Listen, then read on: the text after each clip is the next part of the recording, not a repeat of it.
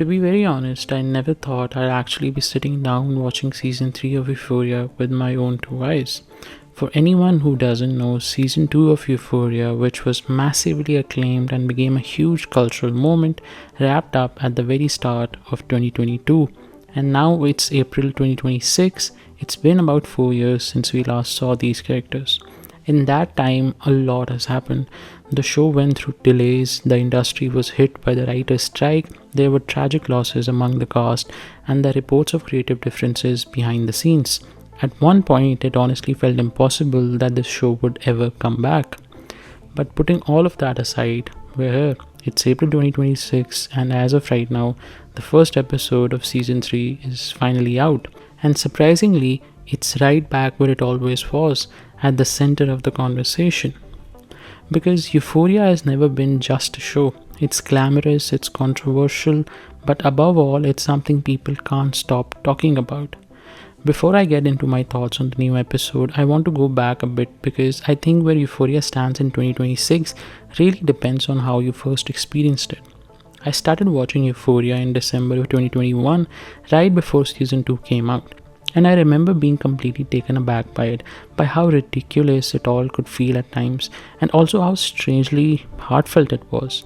I know the general consensus around the show is that it's graphic, it's controversial, and it shows teenagers doing things that are not only unrealistic at times, but also genuinely dangerous. It's often criticized for having a vague sense of morality, like it doesn't always care enough about the consequences of what it's showing. And I get that criticism, I really do. There are definitely moments in the show that I personally find hard to sit through, but I also don't think that's all that Euphoria actually is. At the end of the day, we're watching a story told through the lens of its creator, and like any form of art, whether it's television or film or anything else, it's always going to be open to interpretation. Everyone's going to take something different from it. And for me, what really truly stands out, especially in those first 2 seasons, is that there's a lot more going on beneath the surface than just the shock value. At its core, the show is about a group of high schoolers going through their formative years. It's about coming of age in a world that feels overwhelming, confusing, and sometimes unforgiving. There are moments where it genuinely breaks your heart for these characters, and then there are moments where you're reminded that they're not good people, or at least not perfect ones. They're messy, they're chaotic, and sometimes even ugly in the way they act. But that's kind of the point.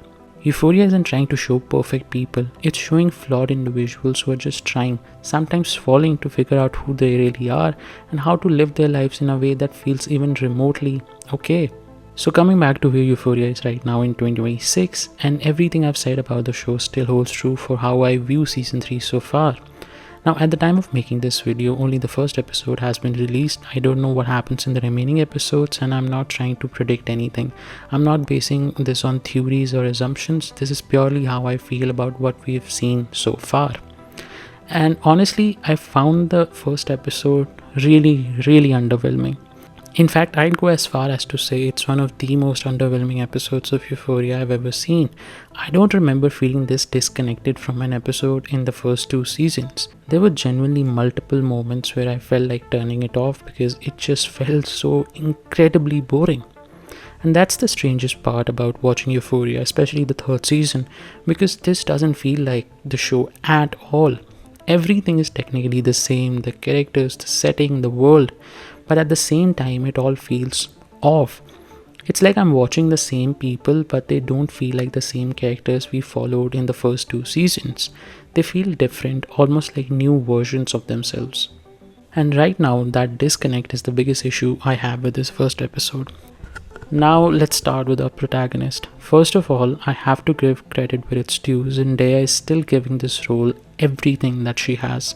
Even in just the first episode, you can tell she's fully committed. And honestly, compared to the rest of the cast, who at times feel like they've completely checked out, she's still carrying a lot of the emotional weight of the show. As for Rue's storyline, she's now working as a drug mule for the woman she owes money to, literally smuggling drugs inside her body. And while this feels like a natural consequence of everything that happened in season 2, it also feels like the most obvious direction they could have taken with that character. It makes sense, but it's also the safest, most predictable of choices. I was kind of hoping that they would take her character somewhere a bit more unexpected, but considering that this is Sam Levinson we're talking about, it's not exactly surprising at all. This storyline was always going to happen the moment they introduced that plot line the last season, and realistically, there's no way this ends well for her.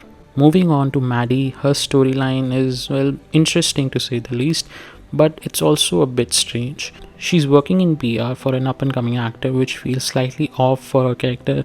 I always imagined her going in a more fashion oriented direction, something like influencing or styling would have made more sense. That being said, it's still nice to see her independent, away from Nate, and trying to build a life for herself. Even though we're told she's struggling financially, there's at least a sense that she's trying to move forward. There's not much to judge yet, but this could go somewhere decent. At least I hope so that it does. Lexi's storyline, on the other hand, is probably the only one that actually feels grounded. Her becoming a writer makes sense, it lines up with what we saw in season 2, and it feels like a natural progression for her character.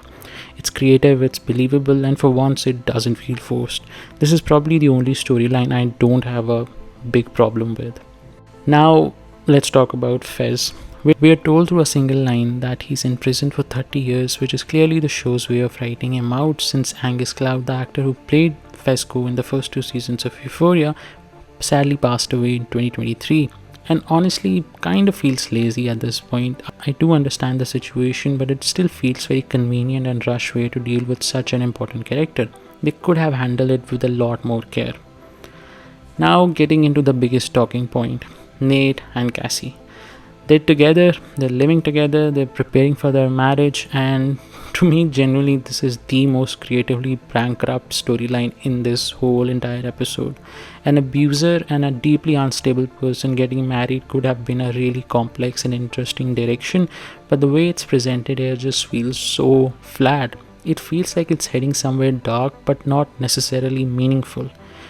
From what we see, this isn't a relationship built on love, it's built on convenience and dysfunction. Cassie especially feels completely detached from reality at this point. The fact that she's willing to sell explicit photos just to fund something as trivial as a wedding says everything about where her character is mentally. And Nate's reaction to it is so weirdly calm, it's almost out of character. Anyone who's seen this show knows that Nate is not a stable or understanding person. So moments like this feel less like character development and more like inconsistency, almost like outside influences are reshaping how these characters are being presented to us.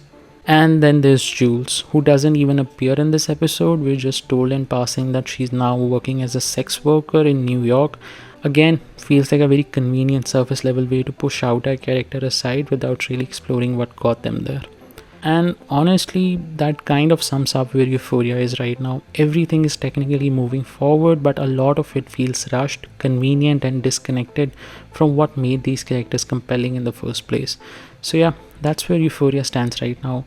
And if the first episode is any indication, I honestly don't see this season going to particularly interesting places. Right now, it feels like it could very well end up being a very poorly written and badly executed season of television. But having said that, I still have a little bit hope. There are still 7 episodes left, and maybe, just maybe, Sam Levinson and the team can take these characters somewhere more meaningful. I hope we get more interesting choices, some real consequences that feel earned, not rushed or convenient. Because that's been my biggest issue so far. The way the show handles consequences just feels so utterly lazy. Things happen, but they don't always feel deserved or properly built up. Still, at this point, all we can do is really wait and see. I hope it improves. I hope it surprises me, but if I'm being honest, I'm not expecting it to. Anyway, those are my thoughts on the first episode of season 3. I'd love to hear what you guys think. If you've seen the episode, let me know your thoughts down in the comments below. And if you haven't, go check it out and form your own opinion. If you enjoyed the video, make sure to like, share, and subscribe. Believe me, it goes a long way for the channel. Yeah, that's it from my side, and I'll see you in the next one. Bye.